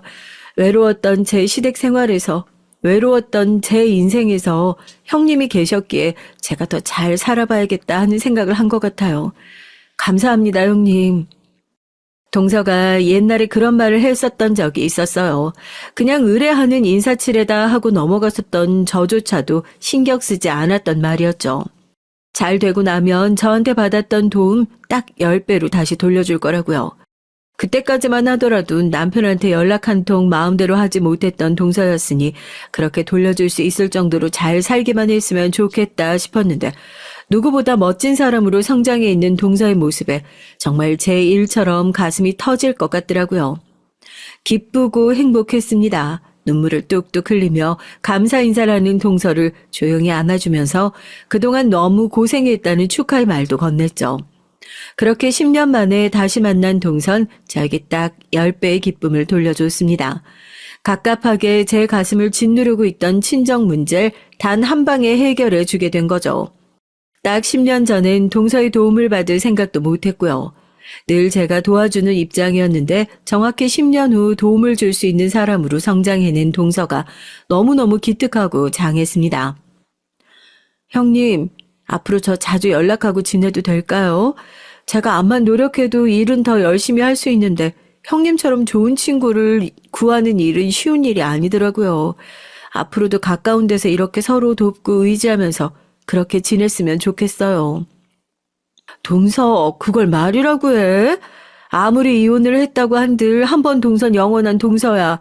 지금이야 이 언니가 힘든 일이 있어 잠시 도움받지만 나도 얼른 털고 일어나서 동서 마음 편하게 지낼 수 있게 그렇게 한번 살아볼게. 그때까지 이렇게 꼭 붙어서 서로 필요한 존재로 살아보자고. 울면서 고개를 끄덕이는 동서. 세상엔 기적이라는 게 정말 존재하나 봅니다. 사이가 안 좋을 수밖에 없을 것 같은 며느리 사이에도 이렇게 형제보다 더 깊은 우애가 존재할 수 있는 법이라는 걸 알려드리고 싶어 이리 사연을 쓰게 됐습니다. 하나밖에 없는 내 친자매 같은 동서 나연아, 자네가 좋아하는 유튜브 채널에다가 우리의 우정이 가득 담긴 얘기를 써서 보내네. 우리 앞으로도 사이좋게 지내면서 힘들 때 서로 의지할 수 있는 존재로 살아가 보자. 늘 고맙고 사랑하네. 안녕하세요. 전 40대 유부녀입니다. 저희 부모님께서는 어릴 때부터 항상 사람은 언제나 부지런해야 하고 절약이 몸에 배어 있어야 한다고 가르치셨어요. 부모님은 평생을 돈 버는 일만 하시며 살아서 그런지 온통 머릿속에 돈밖에 없었고요. 모든 일상을 돈을 벌거나 돈을 아끼는 일에만 쓰셨죠. 저의 어린 시절을 떠올리면 항상 부모님 눈치만 봤던 기억이 있어요. 어느 정도였냐면 집에 형광등을 끼거나 냉장고를 여는 것도 부모님 허락을 받아야 했고요. 책을 보고 싶어서 제 마음대로 방에 형광등을 켜면 화를 내셨거든요. 책 읽을 거면 엄마가 설거지하는 주방 옆에 와서 보면 되지. 뭐하러 방에 불을 또 켜. 그리고 아버지 지금 들어가서 샤워할 거니까 아버지 샤워하고 받아놓은 물로 씻게 바로 준비하고 있어. 전 다른 사람들도 다 이러고 사는 줄 알았어요. 형광등 쓰는 걸 아끼려고 다 같이 한 방에서 생활하고 샤워하는 물도 대야에 받아서 씻기 전에 온 식구가 다 씻어야 했습니다. 거기다가 학창시절 내내 용돈이라는 걸 받아본 적이 없어요. 중학교에 처음 입학해 학교 준비물이 있어서 돈을 달라고 했다고 아버지께 아주 혼쭐이 났거든요. 네 나이가 벌써 15인데 부모한테 용돈 달라는 게 말이 돼? 아버진 10살부터 나가서 내가 쓸 돈은 내가 벌어서 살았어. 넌 매일 부모가 먹여주고 재워주는데 네가 쓸 용돈 정도 네가 벌어야지.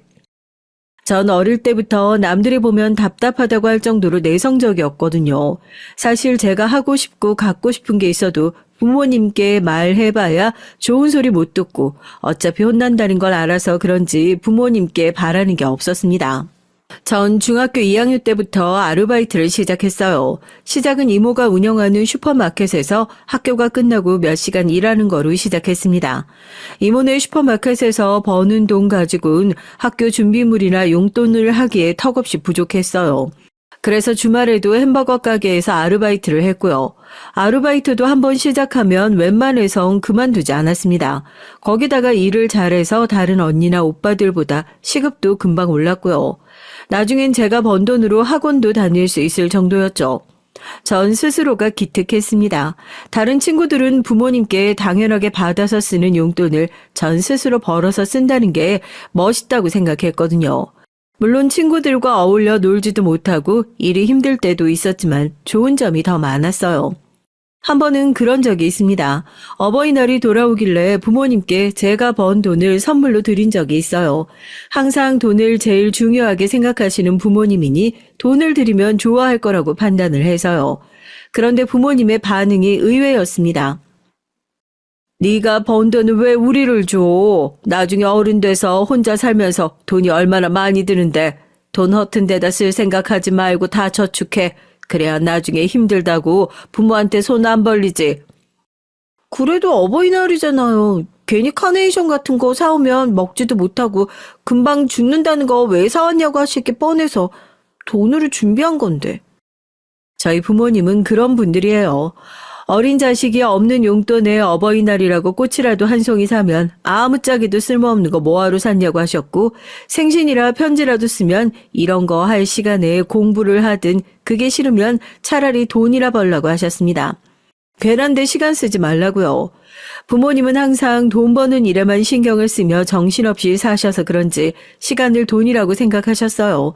저나 남동생도 괜한 곳에다가 시간 낭비하지 말고 항상 도움이 되는 일에 쓰길 바라셨고요. 그래서 그런지 공부해라 학원 가라 잔소리하지는 않으셨어요. 공부 머리가 없으면 일찍이 포기하고 기술이나 배워서 돈 벌라고 하셨거든요. 사실 어릴 땐 부모님이 이해가 되지 않을 때도 있었어요. 부모님은 일주일 내내 쉬는 날이라고는 하루도 없이 일을 하셨거든요. 평일에 두 분 다 직장을 다니면서 주말엔 아버지는 건설업 잡부로 어머니는 아는 사장님네 모텔 청소까지 하셨습니다. 아무리 돈도 좋고 잘 사는 게 중요해도 제 머릿속에 가족들과의 추억이라고는 아무것도 없거든요. 제 기억 속 우리 집은 가족끼리 휴가는커녕 외식 한 번 제대로 한 적이 없었어요. 심지어 가족 중 누구 생일이 돌아와도 어머니께서 미역국 한 그릇 딱 끓여주시면 끝이었어요. 최소한의 먹고 입는 걸 제외하고 들어가는 돈은 다 사치라고 생각하셨죠. 저도 어릴 땐 몰랐는데 학교에 들어가 보니 다른 친구들은 생일날 선물도 받고 가족끼리 외식도 하고 그러더라고요. 아예 친구들을 불러 생일 파티까지 해주는 집도 있었고요. 전 워낙 부모님께서 돈 쓰는 것에 예민하시다는 걸 진작부터 알아서 아예 기대도 안 했습니다. 생일날 용돈이라도 주면 감사한 마음이었죠. 그런데 남동생은 아니었어요. 어느 날이었습니다. 남동생 생일이 다가오자 남동생이 부모님에게 친구들을 집에 초대해 생일 파티를 하고 싶다고 했어요. 다른 애들은 롯데리아에서 파티도 하고 집에 초대도 하는데 왜 난 안 해주는데? 나도 생일 파티 하고 싶어. 집에 애들 초대 좀 해줘. 부모님께 떼쓰는 동생을 보면서 전 저래봐야 소용없을 텐데 왜 저러나 싶었습니다.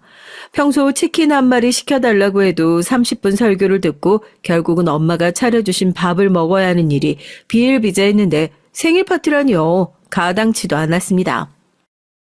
생일이 뭐 별거라고 친구들까지 집에 부르고 파티를 해. 집에서 미역국이나 끓여 먹으면 그만이지.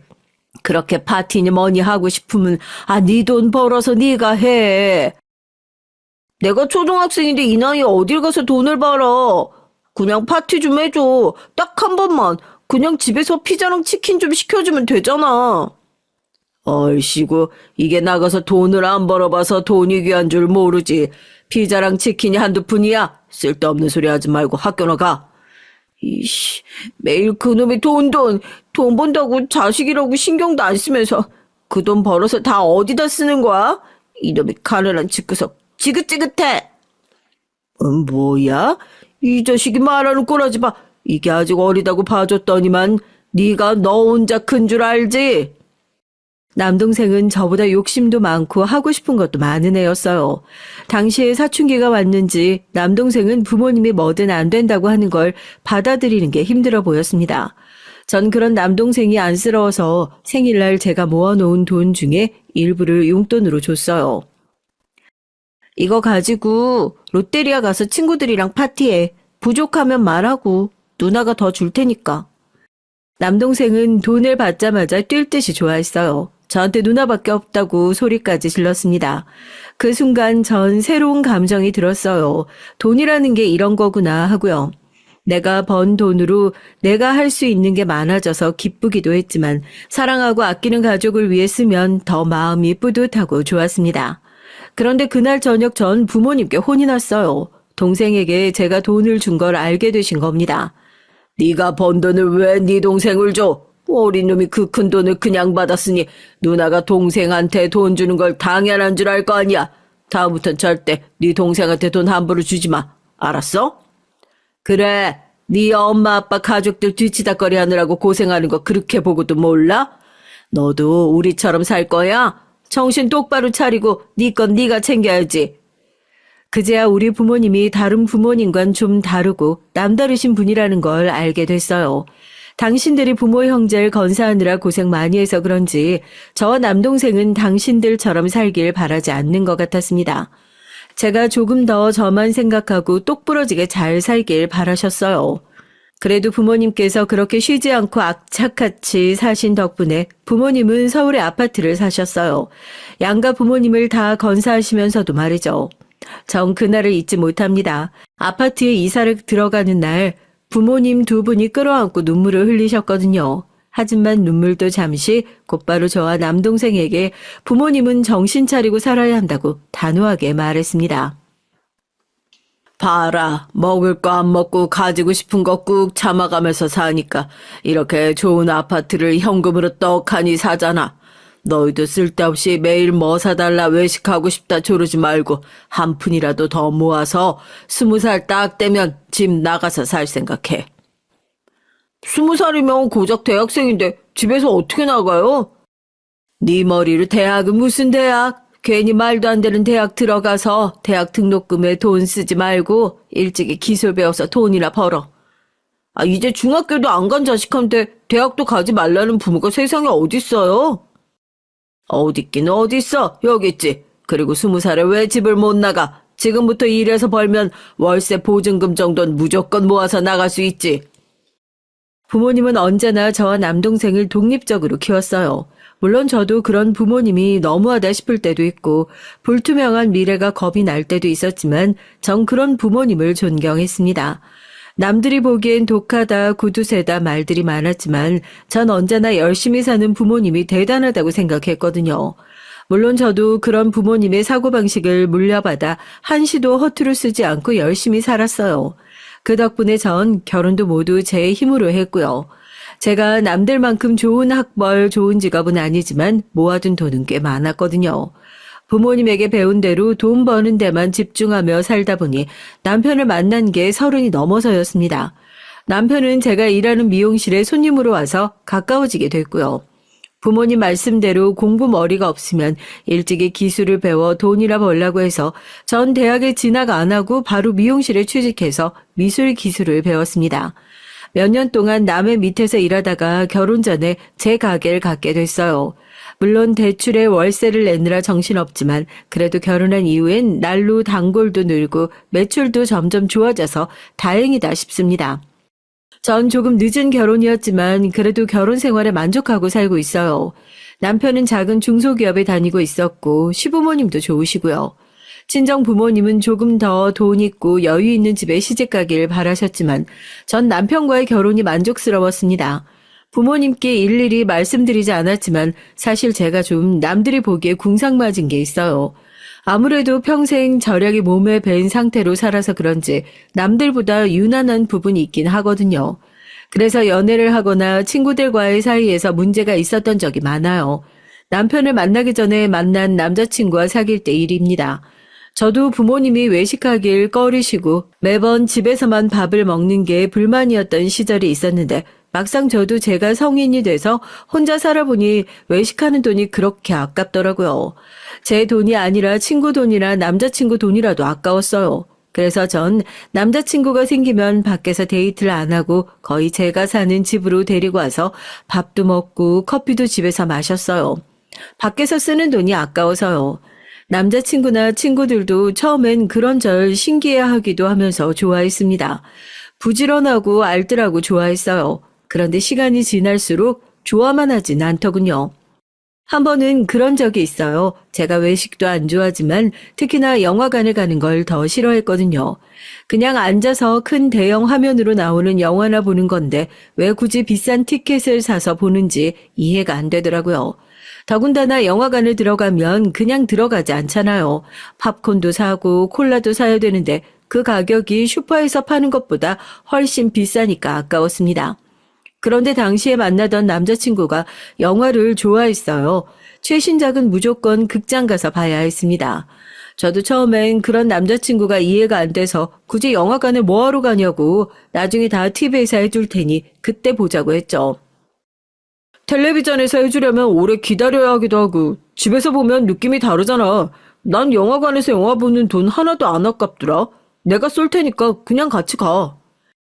남자친구가 그렇게까지 말을 하니 저도 그 남자친구를 만날 땐 할 수 없이 영화관에 자주 가게 됐습니다. 그런데 아무래도 팝콘 값이 아까워서 그냥 갈 수가 없겠더라고요. 전 집에서 전자레인지에 팝콘을 튀겨 봉지에 넣어갔죠. 커피도 미리 집에서 보온병에 담아가고요. 전 나름 뿌듯해서 남자친구에게 자랑했는데 남자친구는 그런 저를 보더니 미간을 확 구기며 저에게 화를 냈습니다. 내가 너 워낙 알뜰하고 절약하는 거 다 알고 만났는데 이건 정말 못 봐주겠다. 사람이 적당히 할 줄 알아야지. 매일 오는 것도 아니고 가끔 한 번 나와서 영화 보는 거 이렇게 궁상을 떨어야겠어? 나 도저히 쪽팔려서 안 되겠다. 우리 그냥 헤어져. 그래도 꽤 오래 만난 남자친구였는데 그렇게까지 절 창피해하는 모습을 보고 나니 저도 많이 무안하더라고요. 그런 일로 남자친구와 정말 헤어지게 될 줄은 몰랐는데 남자친구는 단호했습니다. 지금까지 참을 만큼 참았다면서 헤어지자고 했어요. 남자친구와 헤어지고 전 충격을 받아서 몇 달 마음고생을 했습니다. 거기다가 더 힘들었던 건 친한 친구들에게 남자친구와 있었던 일을 얘기했는데 친구들의 반응이 서러웠다는 거예요. 안 그래도 너 너무 궁상맞게 굴어서 걱정했던 게 한두 번이 아니야. 너희 부모님이 워낙 절약하시면서 산 거 아는데 너까지 다른 사람한테 그럴 필요 없지 않나? 나 같아도 매일 여자친구가 그러면 좀 지칠 것 같다. 그래, 우리도 말을 안 해서 그렇지. 너 맨날 우리 만날 때마다 명품 가방이라도 들고 나오면 사치스럽다고 하고, 식당 갈 때마다 여긴 너무 비싸다. 이런 거 집에서 먹으면 반도 안 한다고 하면서 눈치 보이고 불편했어. 친구들은 안 그래도 남자친구와 헤어져서 힘든 저에게 본인들이 불만이었던 것까지 쏟아내더라고요. 난 힘들어서 너희들한테 위로받으려고 한 얘긴데, 오늘 같은 날 꼭 그런 소리를 해야겠어? 너희 친구 맞아? 친구들 앞에선 자존심이 상해서 난리를 쳤지만 사실 제가 그 정도였나 반성하는 계기가 됐어요. 어린 시절부터 부모님이 지질이 궁상으로 저나 남동생에게 아끼라고 절약하라고 잔소리를 하던 게 그렇게 싫었는데 저마저 저도 모르는 사이에 부모님과 같은 모습으로 살고 있었다는 게 스스로 너무 싫고 자괴감이 들었습니다. 하지만 어쩌겠어요. 그러지 않으려고 남들처럼 평범하게 살려고 해도 하루아침에 달라지진 않았습니다.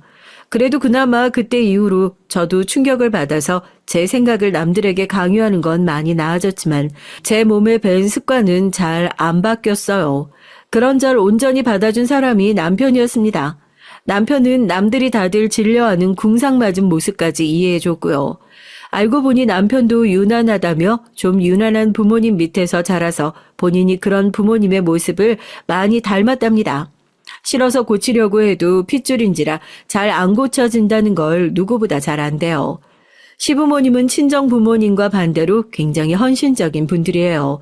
두 분 다 평범한 집안에서 태어나 평범한 직장 생활하며 살아오신 분들이라 모든 게 다 평범했거든요. 그런데 자식들 교육에 관한 일이라면 수준에 맞지 않는데도 무리를 해서 투자를 하시는 편이었습니다. 남편은 어릴 때부터 그게 이해가 되질 않았대요. 형편이 안 되는데도 시부모님께서 자식들 교육 위에 빚을 내서 대치동으로 이사를 갔답니다. 남편은 영 공부에 뜻이 없어 부모님의 기대에 부응하지 못하는데도 지원을 아끼지 않았다고요. 그나마 남편 밑에 시동생이 공부를 잘 했나 봐요. 그래서 시동생은 없는 살림에 고액 과외에 학원까지 다니며 미국으로 유학까지 보냈답니다. 그 빚은 얼마 전까지 시부모님께서 갚으셨대요. 덕분에 시부모님은 칠순이 다 된 연세에도 일을 하셨고 집도 서울 외곽으로 이사하셨고요. 그런 시부모님을 생각하면 남편은 답답해서도 안쓰러워서 어떻게든 도와드리려고 많이 노력해요.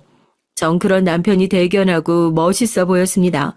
남편도 저와는 다른 가정에서 자라서 그런지 오히려 저나 저희 친정 부모님을 더 대단하게 생각해요. 평소 저처럼 알뜰하고 똑 부러지는 여자가 이상형이었답니다. 남편은 제가 하는 일을 다른 사람들처럼 지질이 궁상이라고 생각하지 않았어요. 항상 제가 관리비를 절약하고 필요하지 않은 곳에 돈을 쓰지 않는 모습을 보면서 오히려 저에게 알뜰하다고 칭찬을 해줬거든요. 자기가 그렇게 열심히 산 덕분에 우리가 결혼할 때 이렇게 좋은 집 대출 하나도 없이 산 거잖아. 난 당신이 정말 대단하다고 생각해. 남편은 빈말이라도 항상 저에게 대단하다, 존경한다고 해줬어요. 전 빈말이라도 남편이 해주는 말이 고마웠습니다. 이런 사람이다 보니 전 남편이 버는 돈이 저보다 적고 시댁 형편이 넉넉하지 않다고 해도 결혼 생활에 100% 만족했어요. 지금이야 작은 아파트에 살고 있지만 앞으로 둘이 노력하면서 살다 보면 우리 부부는 훨씬 더 행복하게 살 수 있을 거란 확신이 있었거든요. 그런데 결혼 생활이라는 게 참 부부 둘이서만 좋다고 되는 건 아니더라고요. 저에겐 시동생이 하나 있어요. 시동생은 제가 결혼하기 전에 미국에서 생활하고 있었기 때문에 사실 저도 몇 번 본 적이 없습니다. 결혼식 때만 잠깐 한국에 왔다가 금방 다시 미국으로 돌아갔거든요. 시동생은 대학 때 유학 가서 쭉 미국에서 살았다고 하더라고요. 그런데 몇 년 전 시동생이 갑자기 하던 일을 그만두고 한국으로 들어왔어요. 외국에서 혼자 지내는 게 외롭다면서 가족들이 있는 한국에서 살고 싶다며 들어왔습니다. 사실 시동생이 한국으로 들어오기 전에 가족들과 일절 상의하지 않아서 가족들도 좀 놀랐거든요. 그럴 만한 게 유학 간 이후 한국에 가족들에겐 관심도 별로 없던 사람이 갑자기 한국에서 살겠다고 들어와선 결혼하겠다고 웬 여자까지 데리고 왔거든요. 더군다나 10년 넘게 외국에 있었던 사람이 한국에 사는 한국 여자를 데리고 왔어요. 거기다가 더 놀랄 수밖에 없는 게 둘이 나이 차이도 꽤 나 보이더라고요. 저도 저지만 시부모님이 특히 많이 놀라셨죠. 시동생이 학벌도 좋고 직업도 좋긴 하지만 그 외엔 내세울 만한 게 없었거든요. 인물도 영 별로고 이미 홍기도 꽉 찬 노총각이었거든요. 그러다 보니 시부모님은 너무 어리고 예쁜 아가씨가 시동생과 결혼하겠다고 인사를 온 게 믿기지 않는 눈치였습니다. 아유, 우리 아들이야 홍기가 꽉 찼지만 아가씨는 아직 애때 보이는 게 대학생 같은데 정말 우리 아들이랑 결혼할 생각이 있긴 있는 거예요? 그럼요. 사랑하는데 나이가 무슨 상관이에요? 저 오빠랑 꼭 결혼할 거예요. 둘이 언뜻 보기에도 10살은 넘게 차이가 나 보이는데 결혼을 하겠다고 하니 가족들 모두가 걱정부터 앞섰습니다. 괜한 철없는 마음에 홀라당 넘어가 결혼하기엔 시동생 나이가 적지 않으니까요. 아무래도 시부모님은 이 갑작스러운 상황이 걱정됐는지 식사하는 내내 시동생과 여자친구에게 질문을 끊이지 않고 했어요. 어디서 만났는지, 연애는 얼마나 했는지, 지금까지 10년 넘게 미국에만 있던 사람이 왜 굳이 결혼해서 한국에서 살고 싶은 건지 끊임없이 질문했습니다. 그런데 두 사람의 말이 기가 막혔어요. 글쎄 두 사람은 게임에서 만났대요. 시동생은 미국에서 여자친구는 한국에서 각자 게임을 하다가 채팅에서 가까워져서 사귀게 됐답니다. 그 이후로 서로 연락처를 주고받고 통화만 하고 메시지만 주고받다가 몇 개월 전에 시동생이 잠깐 한국에 들어왔을 때 둘이 처음으로 얼굴 보고 만났대요. 그런데 그때 두 사람은 서로를 보고 첫눈에 반해서 연애를 시작했답니다. 그러곤 반년 만에 결혼하겠다고 인사를 온 거예요. 그러니까 너희들 말은 한 사람은 미국에, 한 사람은 한국에 있는 상태로 게임만 하고 연락만 주고받다가 얼굴 달랑 한번 보고 좋아서 만난 지 고작 반년 만에 결혼하겠다는 거야? 저도 이 상황이 이해가 안 되는데 어른들께서 이해하실 리가 없었죠. 아버지, 어머니 당연히 이해 안 되겠지만 우린 서로가 서로한테 운명이라고 느꼈어요. 한국에서 만나고 미국에 들어가서 내내 수진이 생각만 나서 아무것도 할 수가 없었다니까요. 시동생은 여자한테 빠져도 단단히 빠져 있었습니다. 어른들 앞에서도 시동생과 여잔 서로 좋아서 어쩔 줄을 몰라 했어요. 그 모습에 시부모님도 당황해서 말씀을 아꼈습니다. 그런데 저희 남편은 아니었어요. 아무래도 이 상황이 믿기지 않는지 미간을 잔뜩 구긴 채 돌직구를 던졌습니다. 저기요, 수진 씨. 얘가 미국에서 공부하고 회사도 좋은 회사 다니니까 능력도 있고 집에 재산도 좀 있나 보다라고 기대했나 본데 전혀 아니에요. 우리 집 능력도 안 되는데 제가 공부 잘해서 어머니 아버지가 등골 휘게 뒷바라지 한 거거든요. 우리 집 아무것도 없어요. 남편은 시동생 여자친구가 시동생의 조건만 보고 인생 한번 펴볼까 싶은 마음으로 호구를 잡은 거라고 여기는 것 같았어요. 사실 그럴 만도 한 게 시동생이 공부만 하느라 세상 물정도 잘 모르고 순진하긴 하거든요. 그런데 그때였습니다. 시동생이 남편의 말에 기분이 상했는지 흥분해서 버럭 화를 냈어요. 형, 지금 무슨 소리 하는 거야? 우리 수진이 이화여대 다니고 부모님도 외국에서 사업하셔. 절대 내 조건만 보고 결혼하겠다는 거 아니라고. 시동생이 억울하다는 듯 울부짖으니 순간 시댁엔 정적이 흘렀어요. 저랑 오빠가 나이 차이도 나고 만난 지도 얼마 안 돼서 걱정하시는 거 잘 알아요. 그런데 저 그렇게 생각 없는 애 아니거든요. 저도 어릴 때부터 유복하다며 유복한 집에서 곱게 자란 애라 남자 집안이니 직업이니 상관없어요. 예비 동선 나이가 어려서 그런지 말투에서 당당함이 느껴졌습니다. 동선 처음 봤는데도 저와는 전혀 다른 부류의 사람 같아 보였어요. 동서의 당당함에 오히려 더 당황하신 시부모님이 말까지 다 더듬으셨습니다. 미국에서 다니던 직장까지 그만두고 한국에 와서 뭘 어떻게 먹고 살려고 그래? 구체적인 생각은 있는 거야? 제 학벌에 제 경력에 한국에서 취직 하나 못하겠어요. 걱정하지 마세요. 제가 다 알아서 할게요. 지금 당장 결혼한다고 해도 우리가 월세 보증금이나 구해줄 형편이 될까 말까인데 어떻게 걱정을 안 해? 사실 시부모님이 가장 걱정하시는 건 돈이었습니다. 젊은 날 자식들 뒷바라지하느라 무리하신 탓에 있는 집도 다 날리고 서울 외곽에서 사시면서 지금도 저와 남편이 드리는 생활비랑 본인들이 조금씩 일해서 버는 돈으로 생활하시는데 미국에 있던 아들이 갑자기 한국에 들어와서 산다고 하니까 부담되시나 보더라고요. 그건 걱정하지 마세요. 전 지금까지 살면서 돈 걱정이라고는 해본 적이 없거든요. 다 부모님이 알아서 해주셨어요. 제가 결혼한다고 하면 무조건 서울에 아파트 하나는 해주실 테니까 제 아파트에 들어가서 살면 돼요. 예비동선 참 해맑았습니다. 본인 부모가 말만 하면 다 해줄 테니 돈 걱정은 걱정하지 말라네요. 가만히 동서의 얘기를 듣고 보니 철이 없고 해맑을 만한 게 사람이 참 물색 없이 컸나 보더라고요. 당신 나이가 25이라는데 그때까지도 돈 한 번 벌어본 적이 없답니다. 대학 졸업하고 지금까지 집에서 놀고 먹는데도 부모님이 다 생활비 주셔서 큰 걱정 없이 자랐어요. 그래도 공부해서 대학까지 나왔는데 집에서 놀고 먹으면 아깝지 않아? 에이, 아까울 게 뭐 있어요. 원래 대학도 가기 싫었는데 부모님이 그러면 시집도 못 간다고 하셔서 억지로 간 거예요. 사실은 제 꿈이 현모양처거든요. 부모님이 매일 일하시느라 저 혼자 집에 있어서 전 결혼하면 좋은 엄마, 좋은 아내 될 거라고 어릴 때부터 매일 말하고 다녔어요. 동서 꿈이 현모양처랍니다. 그래서 시동생처럼 자상하고 취미가 잘 맞는 남편 만나 평생 내조하며 살고 싶었대요. 그제야 동서를 봤는데 동서가 남다르긴 하더라고요. 동서가 입고 걸친 옷이나 가방이 모두 다 명품이었습니다. 젊은 여대생이 입고 들기에 꽤 고가의 제품들이었어요. 남편 말처럼 남자 재산 때문에 나이 많은 남자랑 결혼하려는 것처럼 보이지 않았어요. 시부모님이나 저나 남편도 슬슬 둘 사이가 납득이 되는 분위기가 되자 시동생과 여자친구는 서로 취미도 너무 잘 맞고 말도 잘 통한다고 결혼하면 잘 살 테니 허락해달라고 했습니다.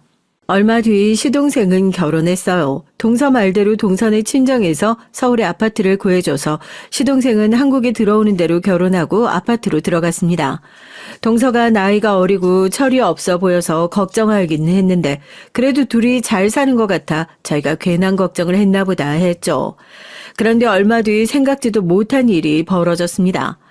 미용실에서 일을 하고 있는데 시어머니께 연락이 왔더라고요. 시어머니께서 결혼한 시동생이 걱정된다면서 한참 동안 저에게 하소연을 하셨어요. 알고 보니 시동생이 미국에서 들어온 지 한참인데 아직도 취직을 안 하고 집에 있답니다.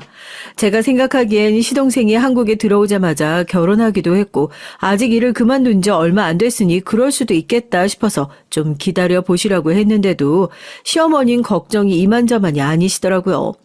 그런데 시어머니께서 그러실 만한 게 최근에 시동생이 돈이 필요하다면서 시어머니께 연락을 했대요. 지금까지 한국 들어와서 네 동선에 친정에서 준 생활비 가지고 둘이 생활했나 본데 그게 떨어졌는지 어쩐 건지 이제 나한테까지 손을 벌리더라. 아우 내가 어디 말할 데도 없고 답답해 죽겠어. 아니, 서방님이 나이가 몇 살인데 어머니께 손을 벌려요. 그건 말도 안 되죠. 시부모님도 저나 남편에게 생활비를 받고 계신데 그 와중에 시동생까지 시어머니에게 손을 벌린다고 하니 저도 기가 막히더라고요. 그러니까 말이다. 하루라도 빨리 취직부터 하라고 잔소리하긴 했는데 둘이 도대체 뭐라고 사는지 애가 영 일할 생각을 안 해. 며느리라는 애는 전화해도 통 받지도 않고 이게 다 나랑 네 시아버지가 새끼라고 오냐오냐 키워서 그렇지 뭐. 아이고, 내가 말할 사람이 없어서 너한테까지 괜히 힘들게 했다. 시어머니는 말할 데가 없어서 그냥 한 얘기니 걱정하지 말라고 하셨지만 전 걱정됐어요. 전 그날 저녁 시어머니에게 들은 얘기를 남편에게 했습니다. 서방님이랑 동서 때문에 시부모님께서 걱정이 많으신 것 같다고요.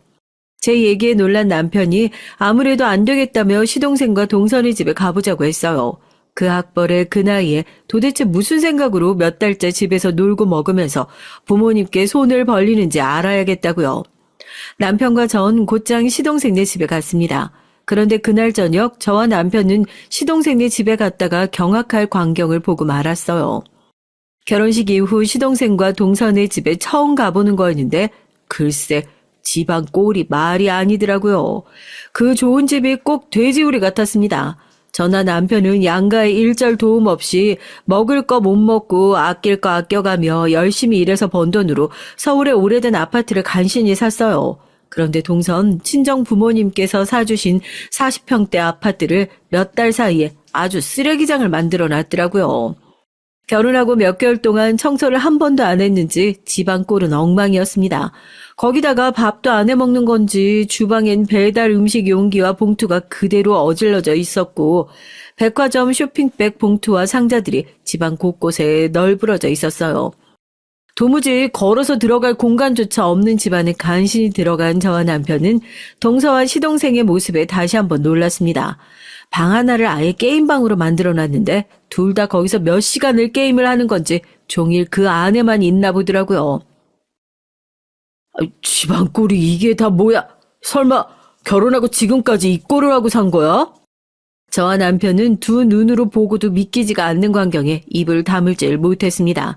둘 다 몰골이 패인이 따로 없더라고요. 순간 동서와 시동생이 했던 말들이 떠오르면서 전 코웃음이 다 튀어나오더라고요. 동서, 꿈이 현모양처라고 하지 않았어? 아무리 신혼이라도 그렇지 집안 꼴이 이게 다 뭐야? 둘 다 집에 있으면서 청소는 하고 살아야지. 어려도 한참 어린 동서에게 저도 꼰대처럼 싫은 소리를 하긴 싫었지만 이건 해도 너무했어요. 둘이 취미가 잘 맞아서 좋다고 그러더니만 둘이 몇 개월 동안 내내 게임만 하고 있었나 보더라고요. 그때였습니다. 본인들 꼬라지는 생각도 안 하고 저와 남편이 다짜고짜 여기까지 온 게 기분이 나쁜지 시동생과 동서 표정이 일그러져 있었어요. 우리가 어떻게 하고 살든 무슨 상관이라고. 형이랑 형수가 연락도 없이 멋대로 들이닥쳐서 잔소리를 해요. 잔소리 할 만하니까 하는 거지. 네 멋대로 살고 싶으면 네 인생을 책임지면서 살아야지. 이렇게 엉망으로 살면서 부모님께 손까지 벌리면 도대체 어쩌자는 거야. 남편은 시동생이 한심하다는 듯 한숨을 내쉬었습니다. 그러자 옆에서 가만히 있던 동서가 나서더라고요. 아주버님, 자식이 힘들면 부모한테 손도 벌릴 수 있지 뭘 그러세요? 저희 친정에서 계속 도와주시다가 부모님이 좀 화가 나서 몇 달 생활비가 안 들어와서 그러는 거거든요.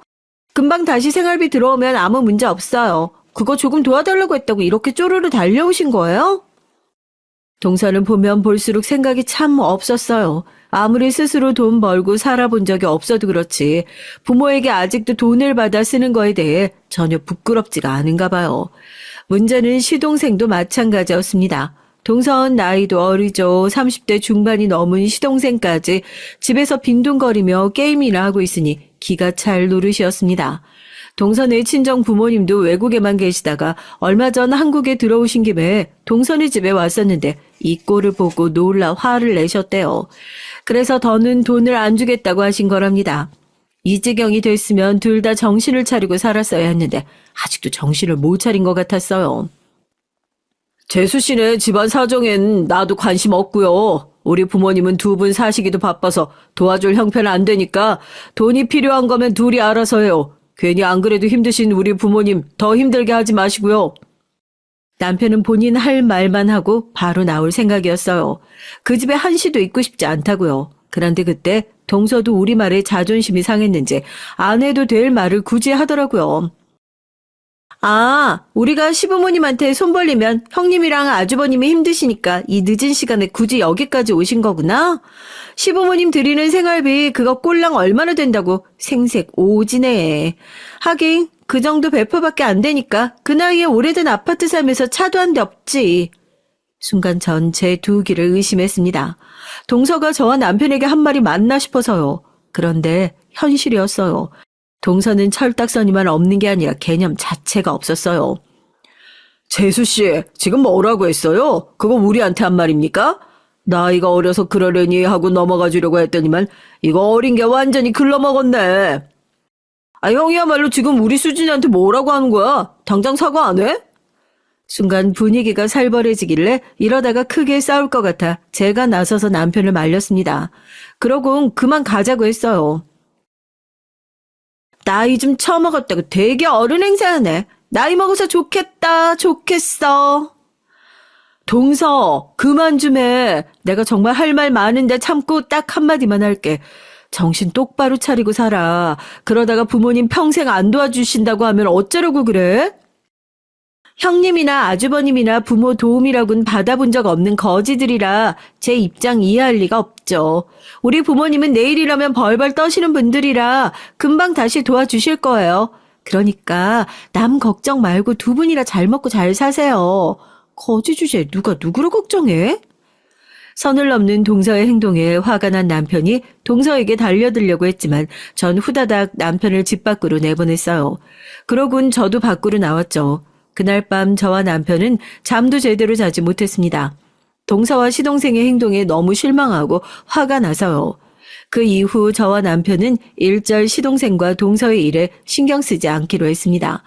가끔 시어머니께 연락이 와서 동서와 시동생을 걱정하는 말을 하셔도 한 귀로 듣고 한 귀로 흘리고 말았죠.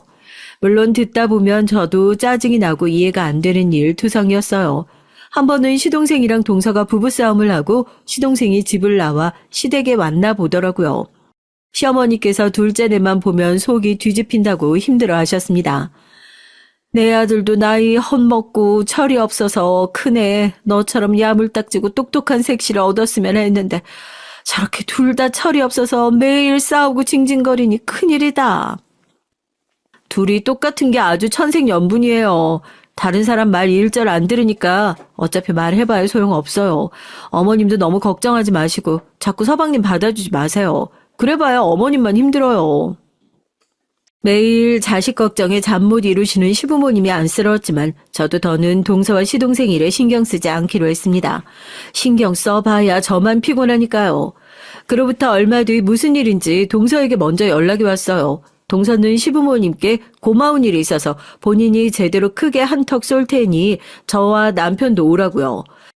저번엔 제가 친정 부모님하고 싸우고 예민해서 형님하고 아주버님한테 실수했어요. 이번 기회에 제가 크게 밥 살 테니까 와서 드시고 푸세요. 동선의 집에서 싸우고 온 지 몇 달이 지나서야 동서에게 연락이 온 거예요. 동선 본인이 실수했다고 인정하며 본인이 밥을 살 테니 나오라고 했습니다. 남편과 전 못 이기는 척 약속 장소에 나갔고요.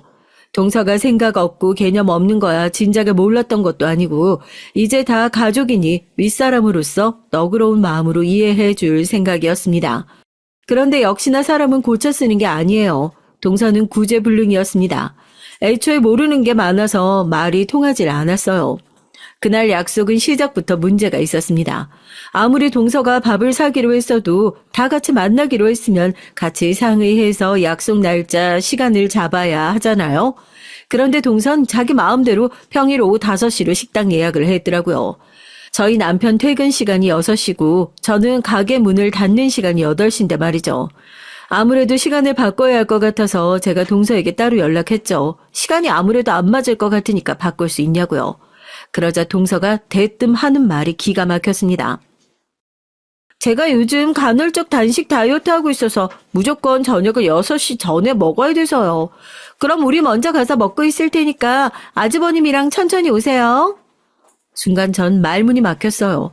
전 시간을 바꿀 수 없는 무슨 대단한 이유라도 있는 줄 알았거든요. 그런데 동서 본인이 다이어트 중이라 시간을 바꿀 수가 없다네요. 전 괜히 기분이 상해서 그럼 그냥 우린 빠질 테니 이번엔 시부모님이랑 식사하라고 했습니다. 사실 저도 동서에게 밥을 얻어먹을 기분도 아니었으니까요. 형님, 제가 예약한 식당 엄청 유명한 한우 고깃집이에요. 이런 기회 많지 않으실 텐데 그냥 오세요. 형님이랑 아주버님 오실 때까지 기다릴게요. 동선 우리가 올 때까지 기다릴 테니까 꼭 오라고 자기 멋대로 얘기를 하고 전화를 끊어버리더라고요. 약속 당일 저와 남편은 일이 끝나는 대로 불이 나게 식당으로 갔습니다. 저도 미용실 문을 일찍 닫고 갔어요. 사실 저나 남편이나 한우든 뭐든 동서와 시동생을 만나러 간다는 게 썩 내키지 않았지만 그래도 동서가 먼저 사과를 해왔는데 윗사람으로서 외면한다는 게 마음이 쓰이긴 쓰이더라고요. 저와 남편은 택시까지 타고 약속 장소로 갔습니다. 그런데 동서가 식당에 도착한 저와 남편을 보자마자 또 안 해도 될 말을 하더라고요. 이래서 전 우리 자기가 취직 안 했으면 좋겠다니까요. 그까지 회사 다녀봐야 월급 쥐꼬리만큼 받으면서 저랑 놀아주지도 못하잖아요. 우리 자기인 내가 평생 월급 줄 테니까 그냥 나랑 매일 집에서 놀아줬으면 좋겠다. 그러게, 나도 그냥 매일 우리 자기랑 집에서 뒹굴뒹굴 놀기만 했으면 좋겠어. 바로 얼마 전까지 둘이 싸우고 시동생이 시댁으로 왔다더니만 어느새 또 화해를 했는지 여전히 둘 사이가 좋아졌더군요. 아무리 둘이 좋아도 사람이 일을 하고 살아야지. 언제까지 부모님들한테 도움만 받으면서 살 거야. 아들, 신호는 그만큼 즐겼으면 됐으니까 이제 그만 즐기고 얼른 일부터 찾아. 그래야 애도 낳지. 어머님, 그거 조금 도와주셨다고 벌써 손주 타령하시는 거예요? 제 나이가 몇인데 벌써 아기를 낳아요. 저 조금 더 놀다가 30 넘어서 낳을 거예요. 이제야 왜 시동생과 동서 사이가 다시 좋아졌는지 알았습니다. 동서네 친정에서 돈이 끊기자 동서와 시동생이 둘이 매일같이 싸웠나 봐요. 그래서 시동생이 시댁까지 들어온 거고요.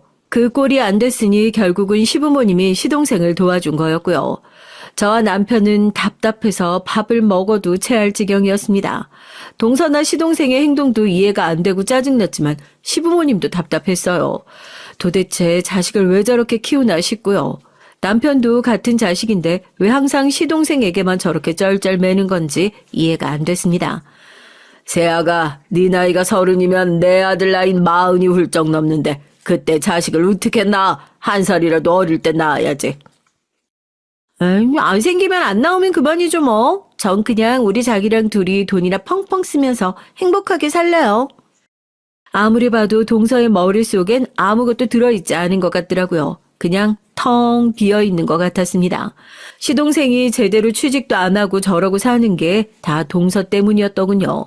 동서가 본인 친정 부모님에게 돈을 받아서 그걸 시동생과 흥청망청 쓰니 둘 다 일할 생각조차 하지 않는 거였어요. 동서가 시동생이 일하러 나가는 걸 싫어하는 것 같기도 했고요.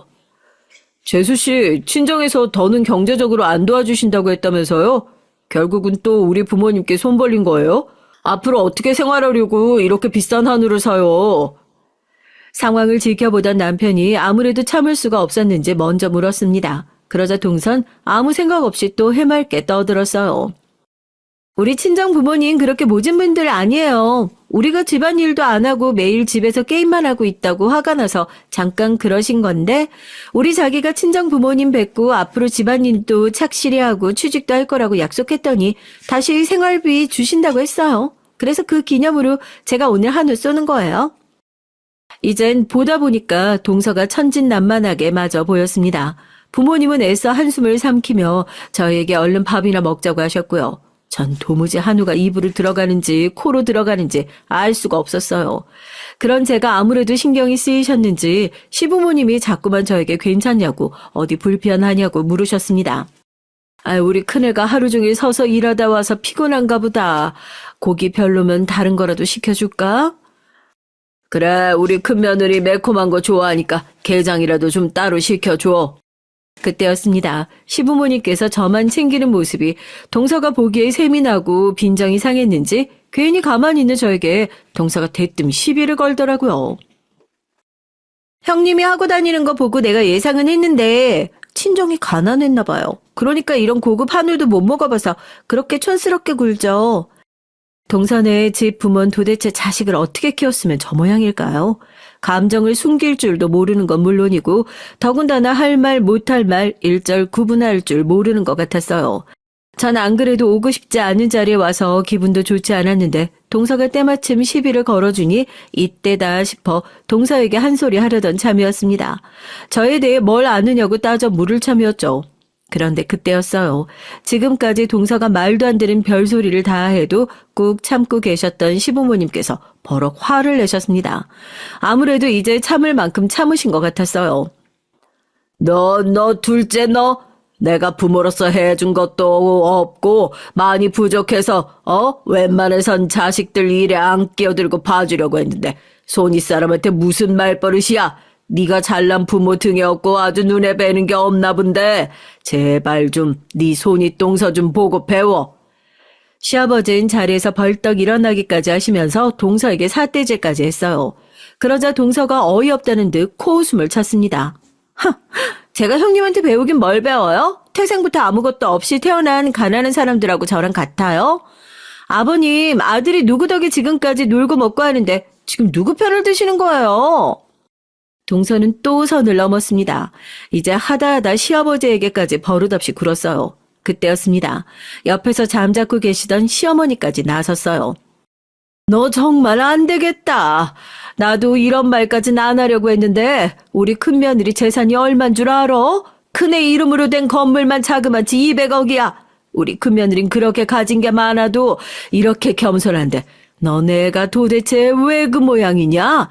한 번만 더 네 형님 무시하고 막무가내로 둘면 내 아들하고 네가 살든 말든 며느리 취급도 안 할 거니까 그런 줄 알아. 뭐요? 200억이라니. 거짓말하지 말아요. 200억짜리 건물이 있는 사람이 왜 그런 다 쓰러져가는 아파트에 차도 없이 저렇게 구질구질하게 살아요? 동선 제가 이해되지 않는다는 듯 말했습니다. 심지어 시부모님이 거짓말을 하는 줄 알았어요. 자기야, 진짜야. 우리 형수 저렇게 보여도 처가가 모텔 쪽으로 유명한 부자야. 내가 형수 믿고 우리 엄마 아빠한테 돈 달라고 한 거지. 우리 부모님이 뭐가 있다고 내가 돈을 달라고 했겠어. 뭐야? 자긴 그런 중요한 얘기를 왜 이제야 해? 그랬습니다. 사실 이제 막 결혼한 동서 앞에서 제가 티를 낼 일이 없으니 동선 몰랐겠지만 시댁에서 실질적인 가장은 저예요.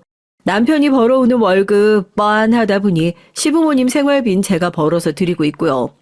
친정 부모님은 쉬는 날 없이 열심히 모텔 청소 일까지 하다가 우연한 기회로 망해가던 모텔을 하나 싸게 인수한 게 대박이 났어요. 처음 인수했던 모텔이 몇 년 만에 20배 가까이가 올랐습니다. 그게 자본이 돼서 강남에 모텔을 하나 둘 인수한 게 강남에 있는 웬만한 모텔이 다 저희 친정께 됐어요. 얼마 전 아버지 건강이 안 좋아지시자 저와 동생에게 모텔을 증여해 주셨습니다. 그중 제가 물려받은 모텔 2개 건물만 200억이 넘었어요. 저도 그렇게 지독하던 친정 부모님 도움을 받으며 살 줄 몰랐는데 저희 부모님도 대박이 나고 나니 어쩔 수 없는 고슴도치 부모인지 다 저와 동생에게 베풀어 주시더라고요. 시댁 식구들의 말에 동선 순간 당황해 금방이라도 얼굴이 터질 듯 빨개졌어요. 그러더니 슬쩍 고개를 돌려 제 눈치를 보더라고요. 헐, 대박. 형님 정말 몰랐어요. 어쩐지 형님한테선 알게 모르게 묘한 귀티가 흘렀다니까요. 가만 보니까 이 집 사람들이 여자복 하나는 있네요. 저나 형님이나 이렇게 있는 집 며느리들만 들어오고. 동선 순식간에 태세를 전환했어요. 저더러 없는 티가 난다고 할 땐 언제고 이젠 귀티가 난다네요. 내가 동서랑 같은 수준으로 엮이는 거 나 기분 나쁜데? 사실 모텔이야 부모님 재산이고 난 아파트며 미용실이며 다 내가 번 돈으로 내가 얻은 거거든. 그리고 난 부모님 재산 자식이라고 넙죽 받을 생각 없어. 동서랑 같은 사람으로 엮지 마. 어머머, 우리 형님 대단하시다. 저 같으면 모텔 물려받아서 편하게 살 텐데. 자기 사업까지 하시고 존경해요. 그날 이후 동서와 제 사이는 많이 달라졌습니다. 동서는 저를 볼 때마다 깍듯하게 90도로 인사하면서 형님 형님 하고 따라다녀요. 거기다가 신기한 건 저더러 미용 기술을 가르쳐 달랍니다. 친정 부모님이 언제까지 그렇게 놀기만 할 거냐고. 평생 그렇게 빈둥거릴 생각이면 절대 지원 안 해주신다고 선언하셨다니까요. 그래서 제가 형님네 미용실에서 기술 배운다고 했어요. 그러니까 형님이 저 기술 좀 가르쳐 주세요. 제가 형님한테 충성하고 잘할게요. 동선 무슨 바람이 불었는지 자꾸만 미용실에 찾아와서 기술을 가르쳐 달라고 합니다. 그래야 친정 부모님이 지원해 준다고 했다네요. 덕분에 저만 골치가 아프게 생겼어요. 전 됐다고 안 가르쳐 줄 거라고 매번 돌려보냈는데 동선 벌써 한 달째 미용실에 나옵니다. 청소라도 한다고 앞에서 알짱알짱 거리는데 거슬려 죽겠어요. 사람이 참 눈치도 없고 물색이 없어요. 제가 요즘 동서 보면서 가정교육의 중요성을 아주 뼈저리게 느끼고 있습니다. 자식 교육을 잘 못 시키면 여러 사람한테 민폐해요. 여러분 생각은 어떠세요? 사람 고쳐 쓰는 거 아니라는데 동서가 제가 가르친다고 변하긴 할까요? 저보다 인생 선배인 여러분께서 댓글로 조언해 주시면 제가 읽어보고 참고하도록 하겠습니다. 기나긴 저의 인생 얘기 끝까지 들어주셔서 감사해요. 여러분의 가정엔 항상 즐거운 일만 가득하시길 바랄게요.